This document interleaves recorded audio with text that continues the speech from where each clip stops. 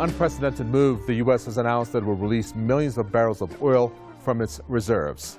But this move can backfire. Meanwhile, the U.S. President Joe Biden says there's enough petroleum to reduce the amount purchased from Iran. Hi, I'm Kavit Afway. Stay tuned as we dive into the world of oil and the controversies surrounding it. Coming up, the U.S. tapping into its oil reserves to release 50 million barrels. So are a handful of other countries like China, India, and Japan. The reason to tame inflation. But will it work? We will also take a look at OPEC standing up to the U.S. and the rest of the world, rejecting the increase in production, saying that 400,000 barrels per day will suffice, an increase monthly. Is the U.S. and Saudi Arabia on a collision course over this matter? And finally, Iran's oil production. The world, and the U.S. in particular, shooting itself in the foot. It can help with the oil shortage, this U.S. anti-Iran obsession affecting the rest of the world's economies.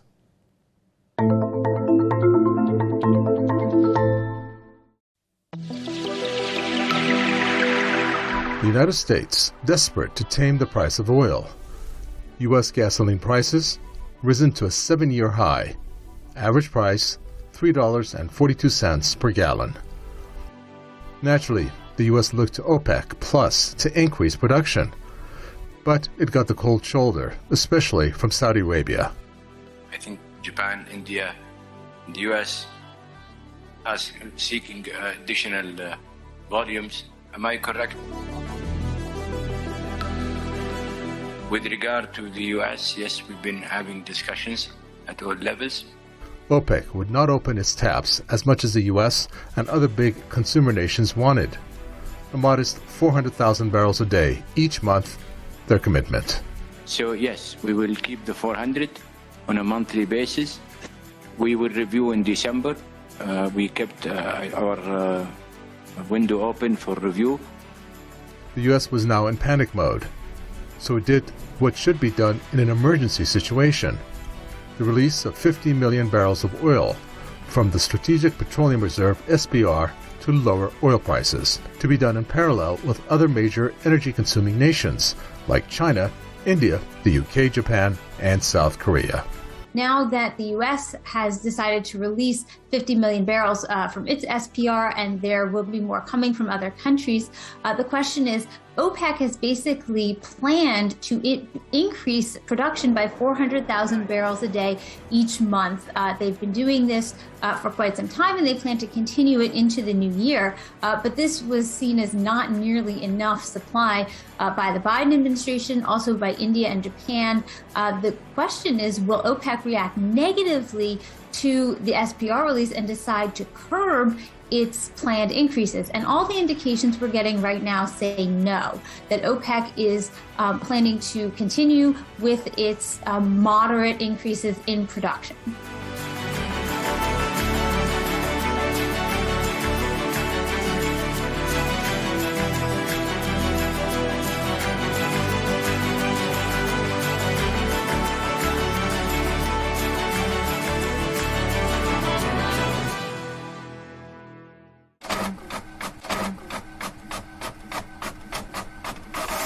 So what a position for the U.S. to be in. The U.S. president in particular is feeling the heat. It has low approval ratings on the one hand, and then you got inflation on the other hand, which could threaten the Democratic Party's chances for the 2022 midterms, and not to mention the whole presidency if things continue down this path for the U.S. Anyways, let's take a look at some social media posts in this segment. We're going to take a look at this particular one, which concerns the U.S. announcement that it will release 50 million barrels of oil from its reserves. It came from a reliable source, oilprice.com, which said President Biden's attempt to coordinate a crude release from major importers around the world has had a limited impact on oil prices and is likely to send prices even higher in the future. Notice two key unfavorable effects: limited oil impact, or limited impact on oil, I should say, and then for it to send prices higher. Okay, let's find out if we can get an answer to this from Sergio Takeshita, Professor of Management and Information at the University of Shizuoka. He specializes in comparative governance and international affairs. Well, Sajir, welcome. Looking at this move by the handful of countries, which includes the U.S., for the release of oil from their reserves, the interesting thing about this is when the announcement was made, the price of oil actually increased as a result of this. Why did that happen, even though we're looking at the fact that oil is going to come into the market? Well, actually, the market, especially the financial market, tend to basically move on expectation and not always the actual announcement that's been made. And when we had the announcement, it was in many cases much lower than many had anticipated, meaning that, many people felt that the oil prices will remain high or even rise from there. Of course, that is before the new variant type of COVID-19 really, became the big news. Based on what our guest there said, let's take a look at some other tweets that perhaps can enlighten us more. Fresh off the Glasgow COP26 summit, this particular tweet actually fits in nicely to whether there's a real push for green energy. It said the Biden administration is not shutting down oil production and then tapping into our strategic oil reserves because they are stupid. It is intentional. The tweet said that they are manufacturing an oil crisis to push us to green energy. They don't care about you. In fact, they hate you. All right, hate is a strong word.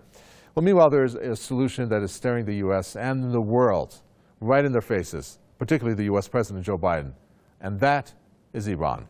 Biden officials have warned the Saudis for weeks that U.S. will act if OPEC doesn't, but the Kingdom of Saudi Arabia, KSA, has stood up firm in refusing to increase output and has priced it wrongly in the view of the U.S. officials, the possibility that the U.S. reaches a nuclear deal with Iran and lifts sanctions on oil.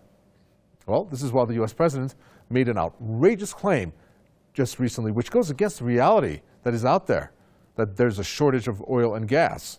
He said that consistent with prior determinations, there is sufficient supply of petroleum and petroleum products from countries other than Iran to permit a significant reduction in the volume of petroleum and petroleum products purchased from Iran by or through foreign financial institution. Okay, let's bring in Tom O'Sullivan. He is a director at Matthias, is an energy consulting firm who joins us here. Welcome, Tom. So when you take a look at how the world is suffering from an energy crunch, and in particular from a lack of oil production, which the prices of oil have shot up, and therefore you're looking at inflation, at least one of the reasons for inflation to have broken out. Why is it then that the U.S. in particular and other countries are shooting themselves in the foot and not allowing oil to come into the market? Yes, I know, U.S. sanctions are the reason. Well, of course, the discussions around the JCPOA are still going on, and I guess, the Americans will be speaking to the Iranians, if I'm not mistaken, later this week. So I think on the sanctions and, the Iranian situation, I think it very much depends on how the negotiations go over the next several days.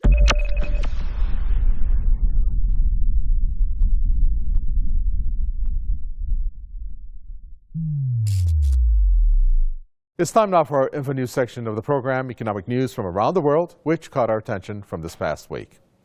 Food prices, they are about to soar. That's the grim assessment. The reason?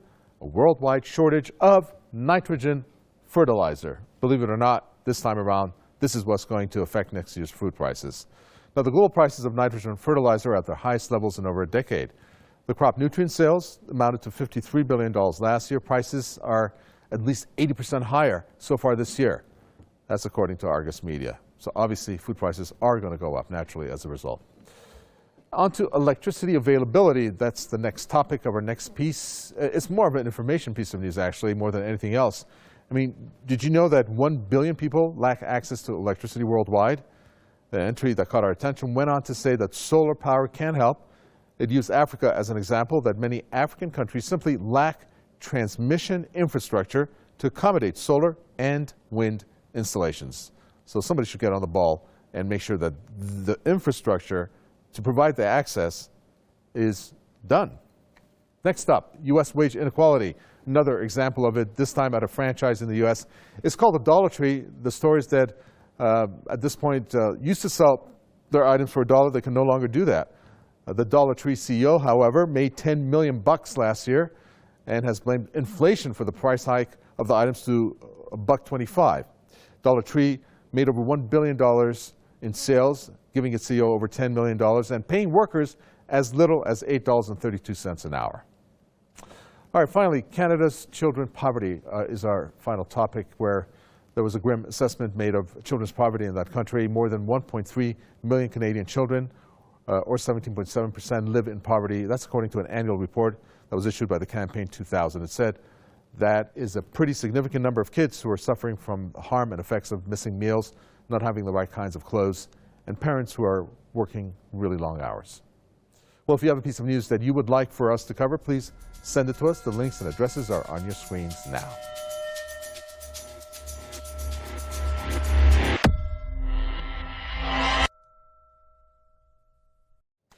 Welcome to our in-depth section. It's worth taking a deep look at the fragile and dangerous predicament that the U.S. is in. After all, releasing emergency oil reserves is not something that can be taken lightly. First, there's the fact that the United States uses more gasoline than any other nation in the world. The figures are really astounding. Just in the year 2020, about 123.73 billion gallons, or about 2.95 billion barrels of finished motor gasoline were consumed in the U.S. That averages to about 338 million gallons per day, which translates to about 8.05 million barrels per day. Let me say that again, 8.05 million barrels per day. And that's on the downside due to coronavirus. So, why is the U.S. coming up short when it comes to gasoline? Why is there an increase in the price of gasoline? Well, when it comes to the price of gasoline, this is the story as of today, November 26th. You're looking at the average price that used to be $2.11, but now it's coming in at $3.40. That is an increase of 61% over 12 months. No wonder why Americans are alarmed. Well, did you ever think about how the gasoline that you pump into your cars is actually not pure gasoline? In other words, do you know what goes into the price of gasoline? Well, here it is. You're looking at the price of crude here, which amounts to more than half of the cost, roughly 50%. That price is largely determined by supply and demand worldwide. Then you're looking at things like ethanol and other additives, 10% and 5% respectively. And then things like distribution and marketing, which come in at around 18%. And then at the top there, you see taxes. In the U.S., it's roughly about 17% of the cost. The federal gasoline tax is actually 18 cents, while the average taxes and fees per state in the U.S. is 30 cents. Well, with the end of the year upon the United States, what is it looking at? Well, you're looking at travel holidays. 48.3 million people actually hit the roads from Thanksgiving to the Christmas holidays, including New Year. So as a result, gasoline prices at the pump will increase dramatically. Now a look at the release from the U.S. Strategic Petroleum Reserve. U.S. announced that it would release close to or at 50 million barrels, the estimated release amounts. And this is going to be a combination of a loan and a sale. In other words, the 50 million barrels that comes from the SPR is going to be set out there, whether it's a loan or a sale, to the different distributors. However, many market experts have said that this will not have a sustained effect on oil prices. And guess what? They were right. The international oil prices rose significantly after the announcement that was made by the U.S. All right, let's get a breakdown on this and bring in Tom Sullivan. He's a director at Matthias Energy Consulting firm who rejoins us here. Well, Tom, what are we looking at when it comes to the U.S. to releasing these 50 million barrels of oil? I mean, along with other countries, it's done that. It's going to affect the price of oil somewhat. Your opinion matters here. OPEC doesn't like that. At the same time, when the announcements were made, prices did go up. So can you break this down for us? Okay. Well, thank you, sir. So I think obviously, yes, higher oil prices are causing a major problem for President Biden in the United States. First of all, the prices at the gasoline and the prices at the pump in the gasoline stations in the United States. and as you said, also the higher inflation costs. So I think obviously the United States felt some pressure to actually ask all of its allies countries, and of course China as well, to release reserves, and Japan has done that and has agreed to do that, and of course South Korea in this time zone also has agreed to do that. But I think also OPEC, because of the sustained period of low oil prices, I think were a little reluctant to increase production too much. Kavi, so I think that's a little bit of background from my perspective in this time zone. Well, thank you for that, Tom. Well, let's bring in Sergio Takeshita. He rejoins us. He's a professor of management and information at the University of Shizuoka. Sergio, tell us your take on why the U.S. decided to make this move. Obviously, it felt the pressure because of inflation along with other nations. At the same time, OPEC does not like that. And then you have what should have been a price decrease, but yet the price increase. Well, I think one of the big problems that we're facing, as you just noted, is the fear of inflation, which has become pretty evident, not only through the high oil prices, but also due to the pent-up demand that's really kicking in many of the countries. Now, the aim of OPEC, or OPEC Plus, is basically to sustain high price, particularly for the likes of Saudi Arabia. Now, that said, organizations like OPEC tend to be very wide in variations. You have one of the richest and also one of the poorest countries in the world. The only similarity here is the fact that they produce oil. But, some go for the higher price, some just go for the cash that they can get a hold on. So it's a very difficult organization, in my opinion, to sustain, an opinion. But here, I think it's very clear that the leader, Saudi Arabia, obviously wants to sustain the high price. What can the world do to increase oil and gas availability and in turn decrease the energy crunch that it finds itself in? OPEC Plus has not been that accommodating on this issue, but there is one solution: get oil and gas producing countries into the mix.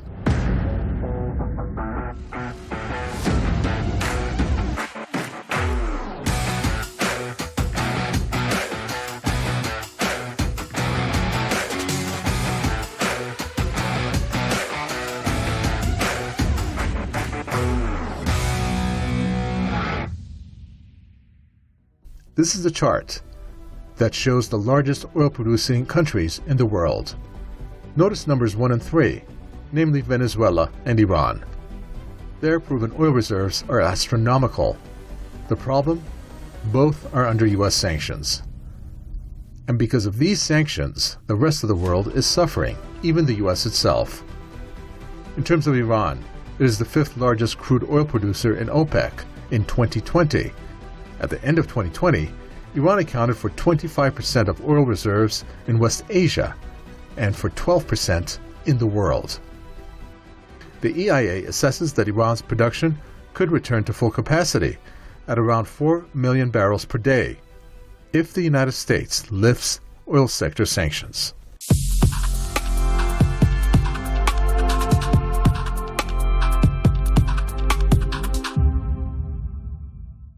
With the announcement of the U.S. President Joe Biden that it, along with some other countries, will release their oil reserves into markets, a clash is now in the making between the U.S. and world's top oil producers, namely OPEC. First, let's set the stage. At stake is the price of the world's most important commodity, namely oil. Why is this happening? Politicians and central bankers content with the strongest inflationary surge in more than a decade. What is OPEC saying about all of this? First, it's not too happy about the release of U.S. oil reserves, and this is how they have responded, which sounds like a threat in some ways. OPEC delegates said the release of millions of barrels from the inventories of their biggest customers is unjustified by current market conditions, and the group may have to reconsider plans to add more oil production when they meet next week. Everybody's sure of this. OPEC is going to fight back by simply adjusting their production, okay? So they can drive the price right back up by failing to increase production as much as perhaps they would have otherwise. The problem that OPEC sees here is the price of oil, and who controls it and sets it has a precedent.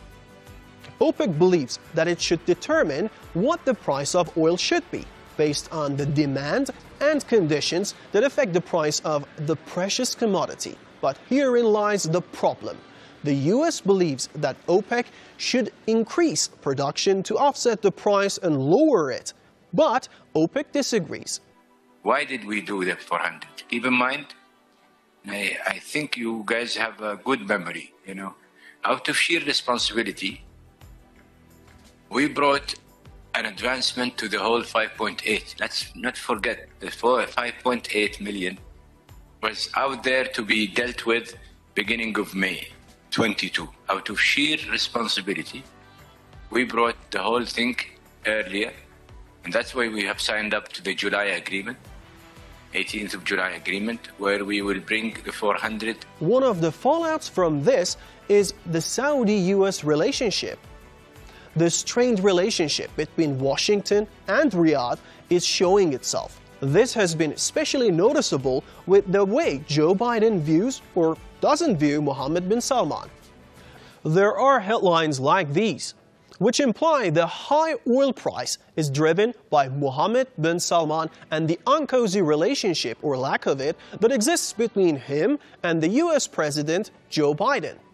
One headline read, "The main driver of inflation is a murderous maniac in Riyadh. Saudi Crown Prince Mohammed bin Salman is enacting revenge on Democrats in general and President Joe Biden specifically for the party's increasingly standoffish attitude toward the kingdom by driving up energy prices and fueling the global inflation." But there is an important fact that the US president is not facing, or fails to realize when it comes to oil producers. It is how US has made enemies out of major oil-producing countries through its failed policies. We told you about its relationship with Saudi Arabia Crown Prince. Then comes Russia and the Russian President Vladimir Putin. Well, the US is doing everything it can to corner Russia, forgetting Russia is the #2 producer of oil in the world. And here's something many don't realize. Russia is supplying more oil to the US than any other, aside from Canada. Aside from that strained relationship, there is Iran. The US has also failed there, preventing through sanctions Iranian oil from flowing into the market. Word of advice to the US president: shutting your doors on major oil producers is not a good idea, something the US is now suffering from. That does it for this segment of the program. I really look forward to any comments from you. Our links and addresses are on your screens now. From me, Mahdi, it's goodbye until next week.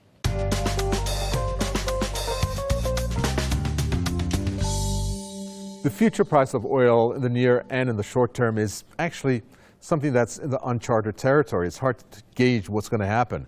Now, remember when oil went into negative territory when the pandemic first hit? You couldn't even give the oil away for free. There was no storage space for it. Well, those days are gone. And with a new coronavirus strain, if it ravages the world, economically, there will be an economic downturn as a result, which means demand will drop. But this could be an uneven phenomenon in the way that it's going to unfold. However, you can be sure that OPEC is going to make sure that it doesn't take a hit like last time around. We have to see what happens when they meet on December the 2nd. That does it for this edition of the program. It was great having you on board. We look forward to your comments, your questions, or anything else that you'd like to send to us. From me, Kaveh Taway, and the entire team, it's goodbye until next time.